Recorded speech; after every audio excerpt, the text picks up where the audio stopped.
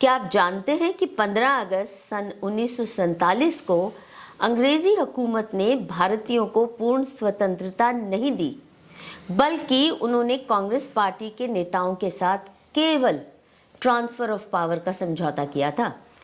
जवाहरलाल नेहरू ने तो यहाँ तक कह डाला, I am the last Englishman to rule India, अर्थात नेहरू वाकई अपने को अंग्रेजी हुकूमत का वारिस समझते थे। इसीलिए लॉर्ड माउंटबेटन के हुक्म की तामील में 15 अगस्त 1947 के दिन ब्रिटेन के झंडे को नीचे नहीं उतारा गया, बल्कि उसके साथ साथ ही भारत का तिरंगा भी फहरा दिया।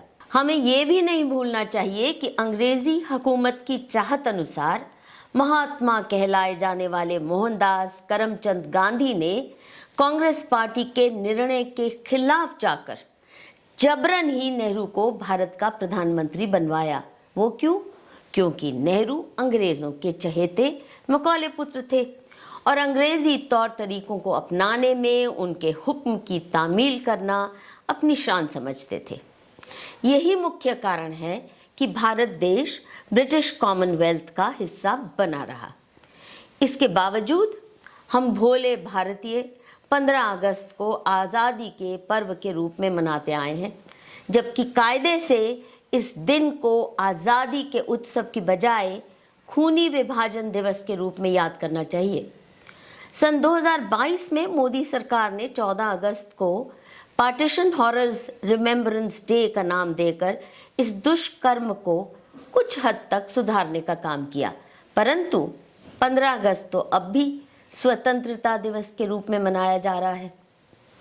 इस मानसिक गुलामी के चलते परोक्ष रूप से अंग्रेजों के चले जाने के बाद भी भारत में जितनी भी पार्टियों ने अपनी सरकारें बनाई, उन्होंने हमारी संस्कृति के आधारभूत मूल्यों और मर्यादाओं के बिल्कुल विपरीत जाकर किस प्रकार हमारे दिल और दिमाग का इस्लामीकरण और ईसाईकरण किया, उसका एक ज्वलंत उदाहरण मैं देश की राजधानी दिल्ली से पेश कर रही हूँ। इस विषय पर आज तक मैंने केवल प्रोफेसर कपिल कपूर को व्यथित होते देखा है कि देश की राजधानी में हिंदू नेताओं के दाह संस्कार के पश्चात उनके चिता स्थलों पर कब्रनुमा प्लेटफॉर्म्स बनाकर उन्हें समाधियों अथवा मेमोरियल्स के नाम से सुशोभित कर दिया गया है। और ये कब्रनुमा मेमोरियल और कहीं नहीं, पावन नदी माँ यमुना के किनारे महाभारत काल से चले आ रहे विख्यात राजघाट की छाती पर थोप दिए गए, ताकि इसकी पुरातन हिंदू पहचान मिट जाए और इस पर इस्लामी टोपी फिट हो जाए।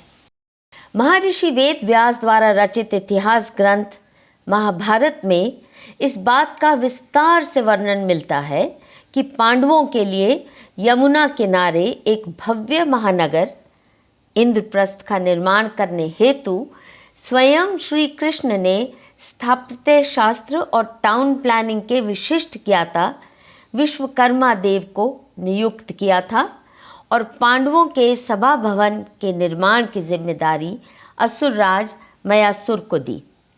इस प्रोजेक्ट के अंतर्गत श्री कृष्ण ने यमुना नदी की हाइड्रोलिक इंजीनियरिंग इतनी अद्भुत की थी कि हजारों वर्ष तक दिल्ली में कभी बाढ़ नहीं आई। परंतु हाल के वर्षों में मां यमुना नदी ने अपनी बदहाली से रुष्ट होकर बाढ़ का प्रकोप भी दिल्ली शहर में उड़ेलना शुरू कर दिया है। पिछले वर्ष तो राजघाट और निगमबोध घाट दोनों ही यमुना नदी के प्रदूषित पानी में डूब गए थे। इंद्रप्रस्थ शहर के इस्लामीकरण हेतु सबसे पहला और घातक प्रहार नेहरू सरकार ने सन 1948 में गांधी जी के मृत शरीर को हथियार बनाकर किया। गांधी जी की हत्या 30 जनवरी सन 1948 के दिन अल्बुकर्क रोड पर स्थित बिरला हाउस में हुई थी। सोचिए, नेहरू सरकार ने गांधी जी के दाह संस्कार के लिए विख्यात राजघाट को ही क्यों चुना? क्या उन्हें राजघाट के ऐतिहासिक महत्व के बारे में मालूम नहीं था कि यहाँ पांडव पुत्र युधिष्ठिर ने अपने राज्याभिषेक के पश्चात राजसूय यज्ञ किया था? राजघाट के पास ही स्थित निगमबोध घाट भी महाभारत काल से चला आ रहा है। निगमबोध घाट के समीप अनेकों नए और पुराने मंदिर हैं, जिनमें प्रमुख है नीली छतरी नामक शिव मंदिर, जहां सम्राट युधिष्ठिर ने अश्वमेध यज्ञ किया था। इसका उल्लेख पुराणों में भी मिलता है। निगमबोध घाट पर आज भी सामान्य परिवार ही नहीं बल्कि इलीट वर्ग के हिंदू भी अपने प्रियजनों का अंतिम संस्कार करते हैं। परंतु राजघाट या निगमबोध घाट के क्षेत्र में एक भी ऐसी पुरातन इमारत नहीं मिलेगी जहां किसी राजा या सम्राट के चिता स्थल को मेमोरियल का रूप दे दिया गया हो। कायदे से गांधी जी का अंतिम संस्कार निगमबोध घाट के उस हिस्से में होना चाहिए था जिसका पुरातन समय से शमशान घाट के रूप में इस्तेमाल होता आया है। नेहरू सरकार ने ऐसा करने की बजाय सम्राट युधिष्ठिर द्वारा किए महान यज्ञ के पावन स्थल को गांधी जी के चिता स्थल के रूप में क्यों चुना होगा? बात यहीं तक खत्म नहीं हुई। गांधी के चिता स्थल को अमर करने हेतु नेहरू सरकार ने वहां एक बड़ा सा कब्रनुमा प्लेटफॉर्म बनाकर उस पर समाधि का लेबल चिपका दिया। इस्लामी आक्रांताओं के आने से पहले भारत के हजारों वर्ष पुरातन इतिहास में कभी भी किसी महात्मा, लोकप्रिय राजा अथवा योद्धा के चिता स्थल को पूजनीय स्थान नहीं माना गया। हाँ, उत्तर भारत के कुछ एक हिस्सों में जहां राजपूत राजाओं ने इस्लामी आक्रांताओं के खिलाफ अनगिनत युद्ध लड़े, वहां विशिष्ट महाराजाओं के चिता स्थलों पर छतरी के नाम से छोटे बड़े स्मारक बनाने की प्रथा प्रचलित हुई। यह शायद इस्लामी मकबरों के प्रभाव के कारण हुआ होगा। राजस्थान और मध्य प्रदेश में सबसे विख्यात और भव्य छतरियां पाई जाती हैं। इसके अलावा गुजरात और महाराष्ट्र में भी उन परमवीर राजाओं की छतरियां बनाई गई जिन्होंने मुगलों का डटकर मुकाबला किया। परंतु जहां तक मैंने देखा, इन छतरियों के नीचे सेनोटाफ अथवा कब्रनुमा स्ट्रक्चर्स नहीं बनाए गए। भारत के जिन क्षेत्रों में इस्लामी आतंक पैर नहीं जमा सका, वहां चिता स्थलों पर मेमोरियल बनाने की प्रथा कहीं नहीं दिखती, क्योंकि पुरातन हिंदू परंपरा के अनुसार मृत शरीर को अग्नि में समर्पित करने के पश्चात उस व्यक्ति की बची हुई अस्थियां भी पावन नदियों में बहा दी जाती हैं।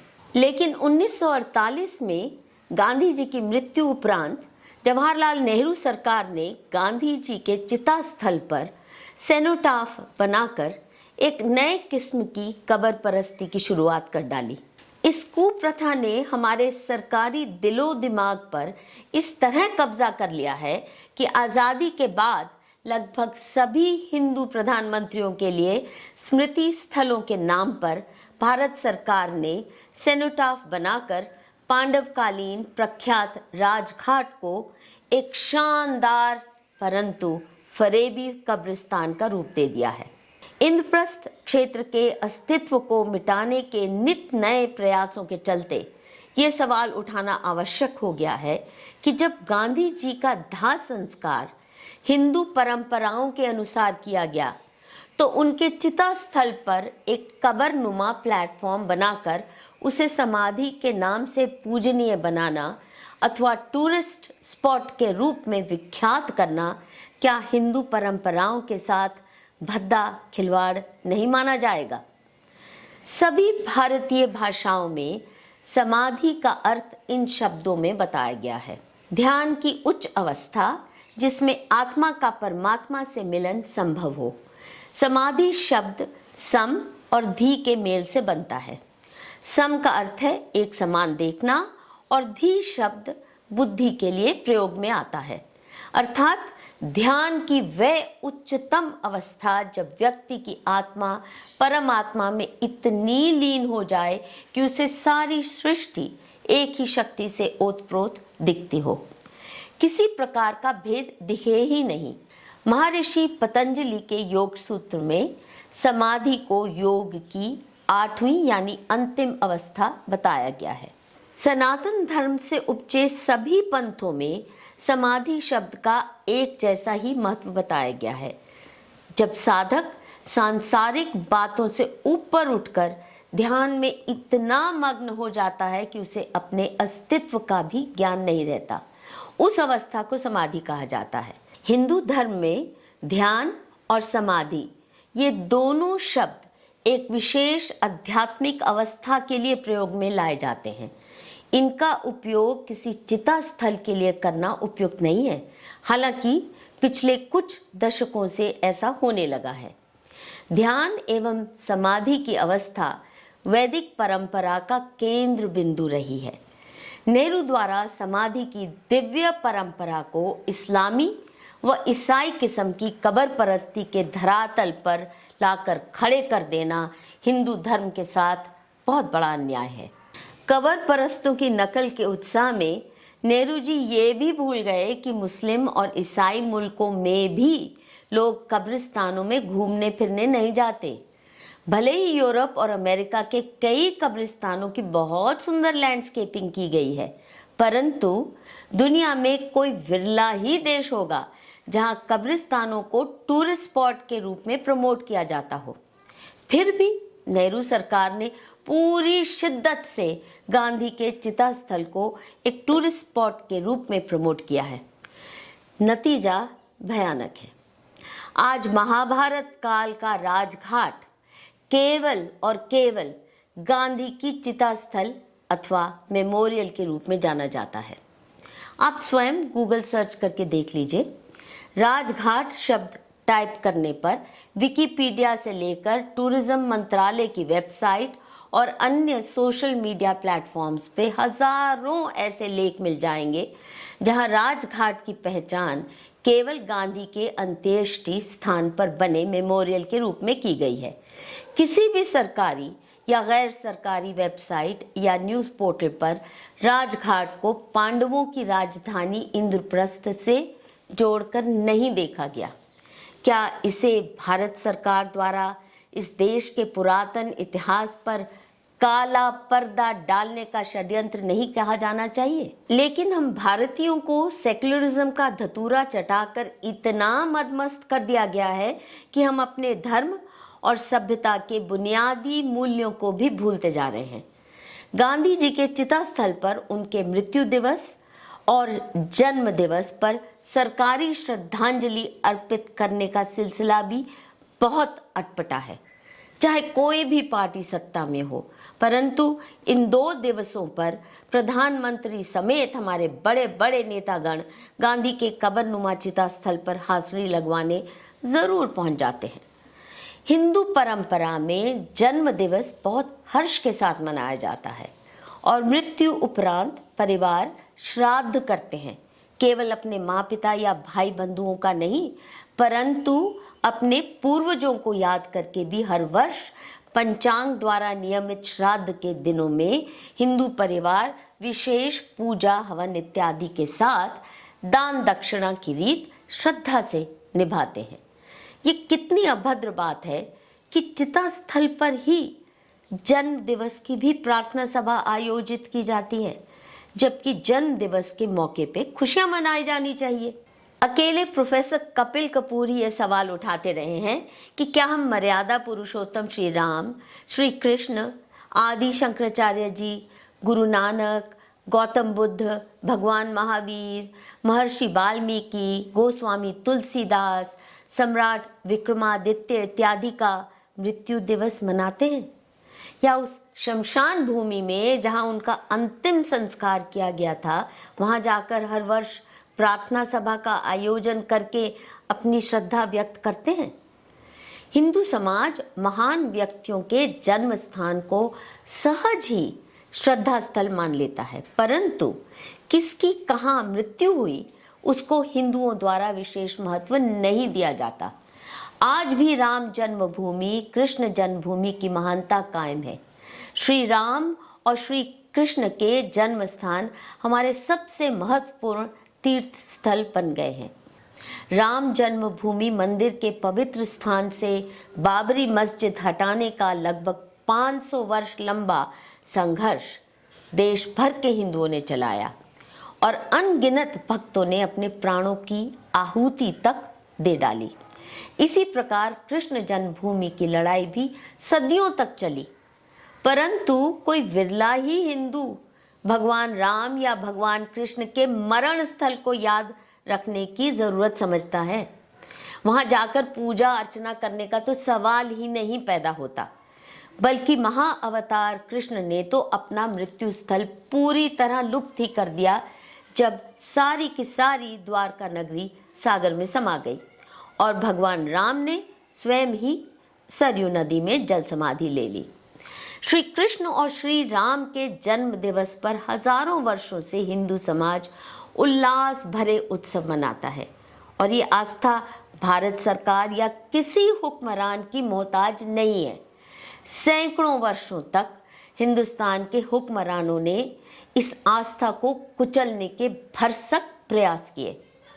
इस्लामी आक्रांताओं ने मथुरा और अयोध्या को कई बार लूटा, हमारी पूजनीय मूर्तियों को बेरहमी से खंडित करके पैरों तले रौंदवाया, मंदिरों की भव्य इमारतों को ध्वस्त करके उनके ऊपर मस्जिदें खड़ी कर दी और उनके विरोध में खड़े हिंदुओं का बर्बरता से नरसंहार किया गया।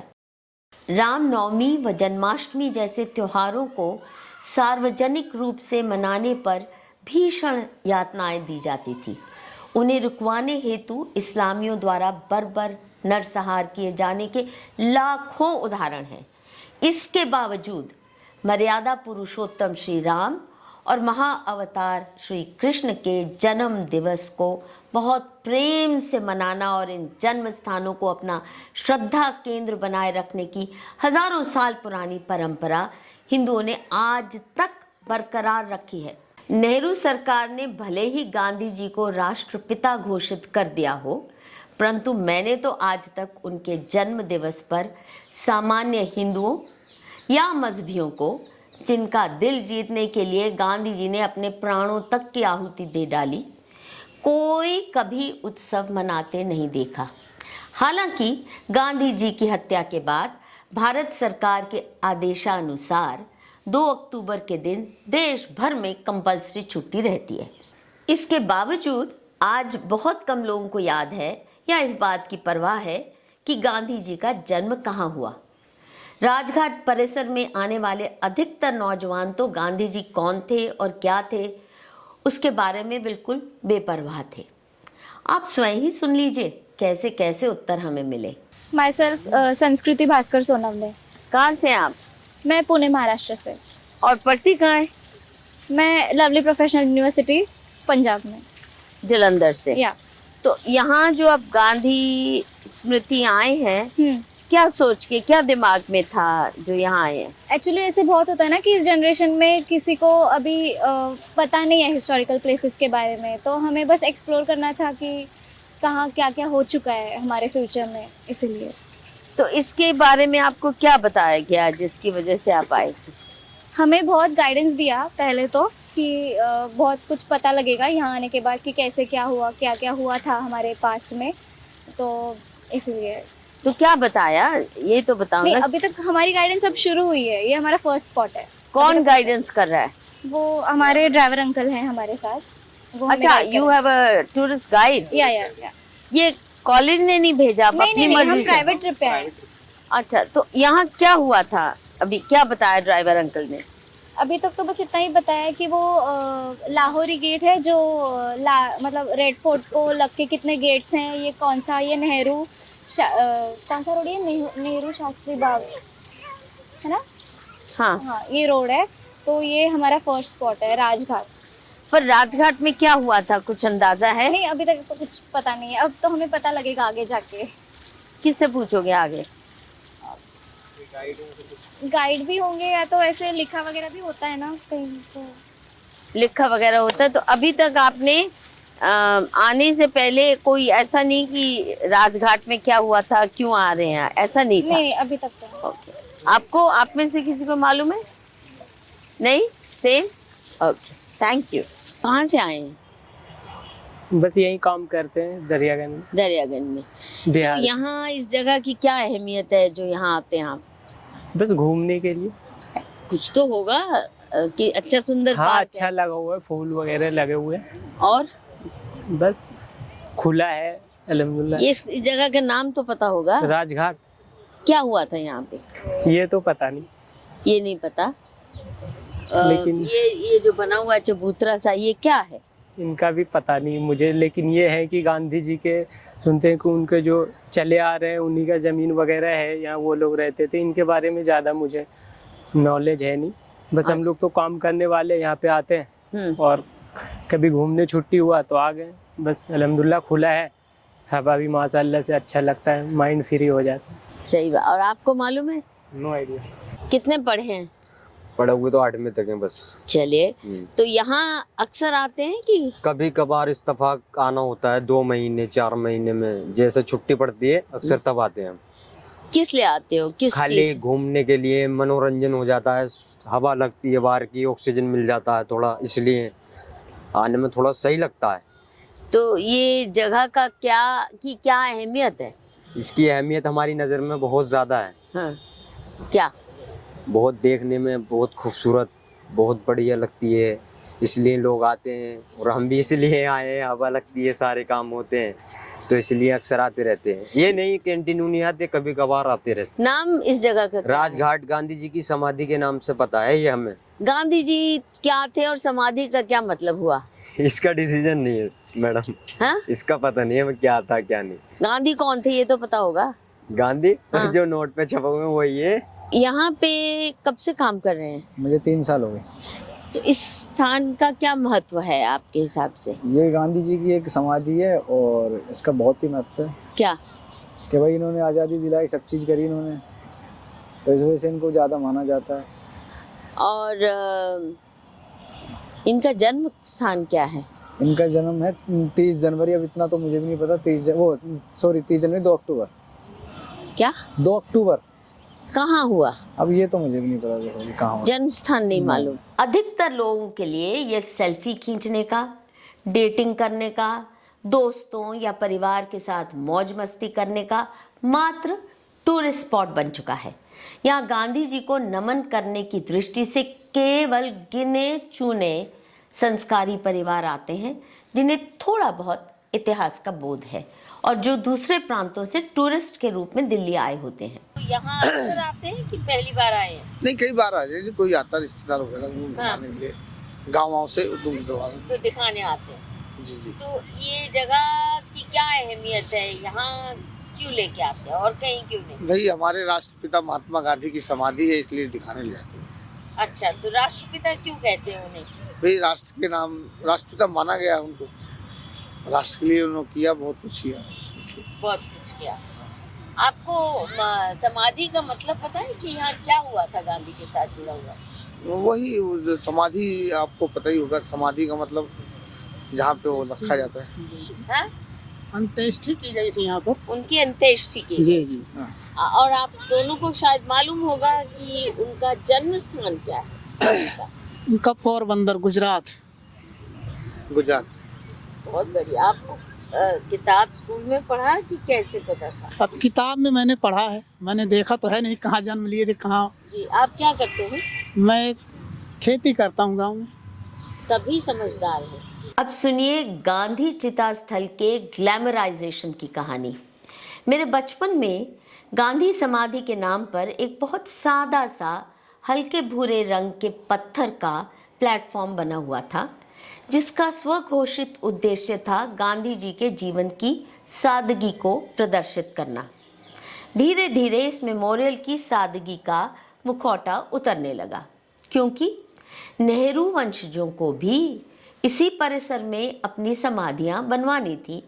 इसलिए गांधी जी के स्मृति स्थल को डिजाइनर लुक देने हेतु वहां 12 फुट बाय 12 फुट आकार का एक नया कबरनुमा स्ट्रक्चर खड़ा कर दिया गया, जिसके बीचों बीच पीतल के स्वर्ण अक्षरों में हे राम लिखा हुआ है और दूसरी ओर शीशे की कॉन्ट्रैप्शन के अंदर एक अमर ज्योति का इंतजाम किया गया है, जो 365 दिन 24 घंटे जलती रहती है। परंतु जिस व्यक्ति ने सादगी का इमेज बनाए रखने के लिए अपने वर्धा स्थित आश्रम में मिट्टी और गोबर की पुताई वाली कुटिया बनवाई हो, उसके चिता स्थल पर इतना महंगा चमचमाता काले ग्रेनाइट का भारी भरकम प्लेटफॉर्म बनाने का क्या औचित्य हो सकता है? इस संदर्भ में सरोजनी नायडू द्वारा गांधी जी की सादगी पर लिखा गया एक मशहूर वाक्य याद आता है। She said, "It cost the nation a lot of money to keep Gandhi ji in poverty." अर्थात गांधी जी को सादगी और गरीबी में रखने के लिए देश को बहुत पैसा खर्चना पड़ता है। यही बात गांधी जी की सादगी के प्रतीक उनके चिता स्थल पर भी फिट बैठती है। गांधी समाधि पर हर विदेशी अतिथि को जाकर पुष्प अर्पित करना बाकायदा सरकारी प्रोटोकॉल का हिस्सा बना दिया गया है। इसके लिए ग्लैमर कोशंट बढ़ाने के कई नुस्खे और टोटके अपनाए गए। इस चिता स्थल को यादगार बनाने के लिए लुटियंस दिल्ली की सबसे महंगी 245 एकड़ जमीन का इस्तेमाल किया गया, जिसकी कीमत कितने हजार करोड़ होगी उसका अंदाजा लगाना भी मुश्किल है। इतने बड़े क्षेत्रफल की लैंडस्केपिंग व रखरखाव पर करोड़ों रुपए का सालाना खर्चा होता है। वहाँ की विदेशी घास और पौधों को हरा भरा वेल ट्रिम्ड रखने का खर्चा केवल टाटा बिरला सरीखे लोग ही उठा सकते हैं। सामान्य दिनों में भी इस कब्रनुमा समाधि पर थोड़ी बहुत सजावट अवश्य की जाती है, लेकिन वीआईपी विजिट्स के दौरान तो इसकी डिजाइनर साज सजावट पर बेशुमार खर्च होता ही है। खर्चीली साज सजावट यहीं तक खत्म नहीं हुई। 1950 के दशक की बनी गांधी समाधि आपको राजघाट परिसर के अंदर घुसते ही दिख जाती थी, परंतु उसके नवीनीकरण पर भारी भरकम खर्चा करके उसके चारों तरफ तराशे हुए पत्थर की बेतुकी सी बाउंड्री वॉल खड़ी कर दी गई है, जैसी अक्सर शाही किलों के बाहर बनाई जाती है। इसके साथ चारों ओर एक आर्टिफिशियल सी पहाड़ी खड़ी करके ऊपर बड़ा सा वॉकवे बना दिया गया है, क्योंकि यहाँ साल में 2 बार गांधी के मृत्यु दिवस और गांधी के जन्म दिवस पर देश के हर प्रधानमंत्री द्वारा प्रार्थना सभा करना चाहा अनचाहा रिचुअल सा बन गया है। इसलिए राजघाट टूरिस्ट स्पॉट होने के बावजूद वीआईपी सिक्योरिटी जोन का हिस्सा बन चुका है। सामान्य समय पर भी यहाँ हर विजिटर को सुरक्षा जांच करवानी ही पड़ती है, इसलिए हर रोज यहाँ अनेकों सुरक्षाकर्मी तैनात रहते हैं। गांधी के मृत्यु के बाद से भारत में जो भी विदेशी हेड्स ऑफ स्टेट या उच्चाधिकारी आए, उनको इस परिसर में एक नया पेड़ लगाने का रिचुअल चाहे अनचाहे निभाना ही पड़ता है। हर एक पेड़ के नीचे स्टील की एक प्लेट पर पेड़ लगाने वाले का नाम खुदवाकर अमर कर दिया जाता है। अमेरिका के बहुत से पूर्व राष्ट्रपति जैसे Barack Obama, George W Bush, रूस के राष्ट्रपति व्लादिमीर पुतिन, साउथ अफ्रीका के भूतपूर्व राष्ट्रपति नेल्सन मंडेला, बांग्लादेश की भूतपूर्व प्रधानमंत्री खालिदा जिया इत्यादि अनेकों हेड्स ऑफ स्टेट शामिल हैं। सुपर वीआईपी विजिट्स के दौरान तो यहाँ सुरक्षा के इंतजाम इतने व्यापक और कड़े होते हैं कि यहाँ परिंदा तक भी पंख फड़फड़ा नहीं सकता।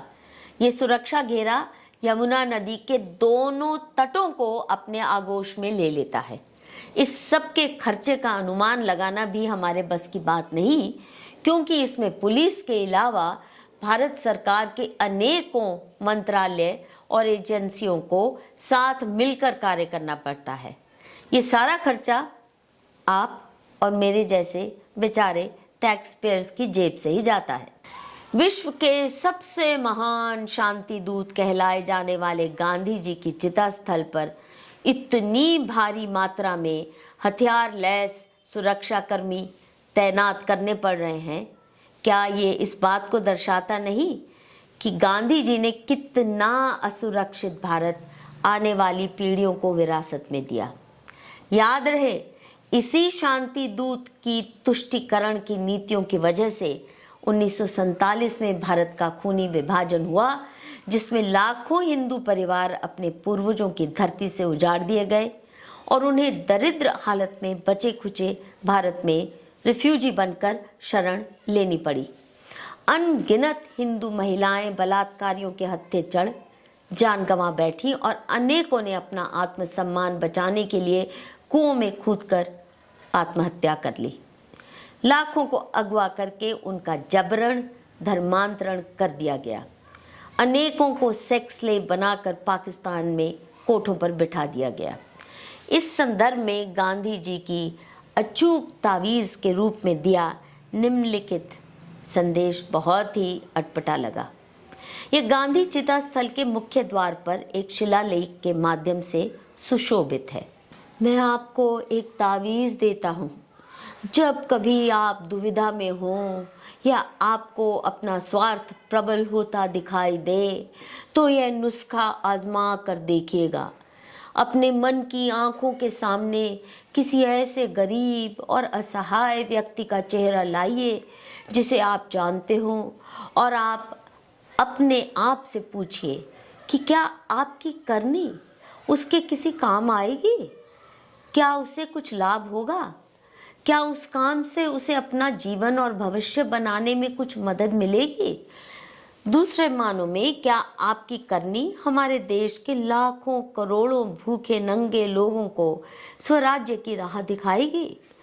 बस इतना सोचते ही आपकी सारी दुविधाएं दूर हो जाएंगी और स्वार्थ मोम की तरह पिघलकर बह जाएगा।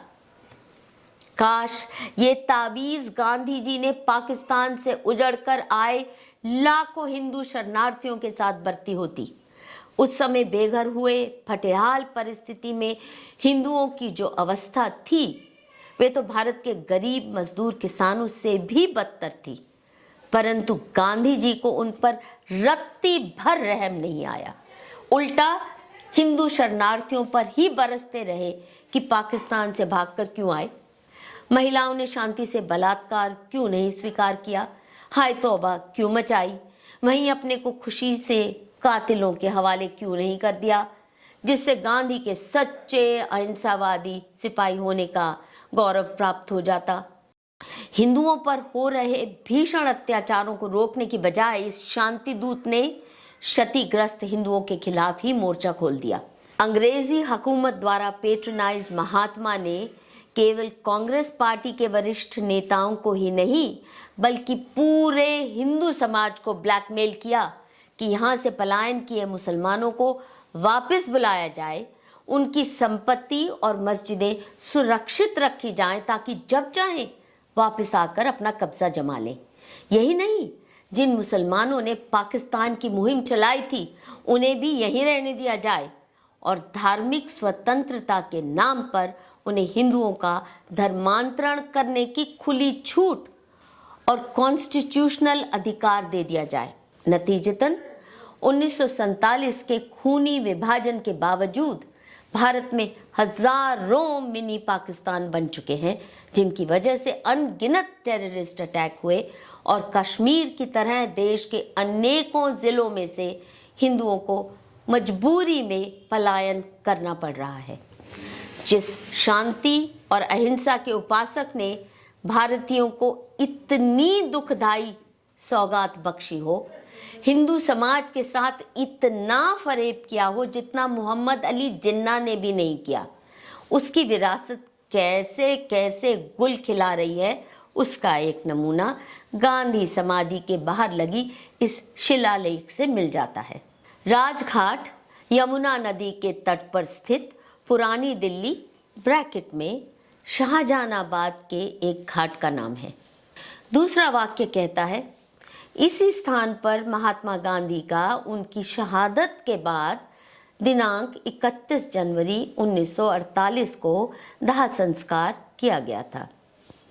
यानी गांधी के वध को शहादत का दर्जा दे दिया गया है।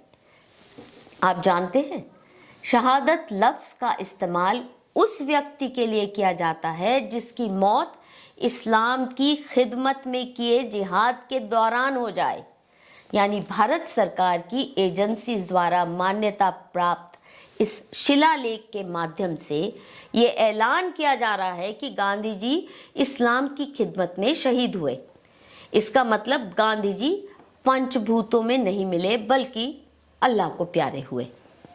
बात तो शायद सही होगी। अंतिम वाक्य में सूचित किया जा रहा है कि समाधि परिसर में प्रत्येक शुक्रवार कताई कार्यक्रम और सर्वधर्म प्रार्थना का आयोजन किया जाता है।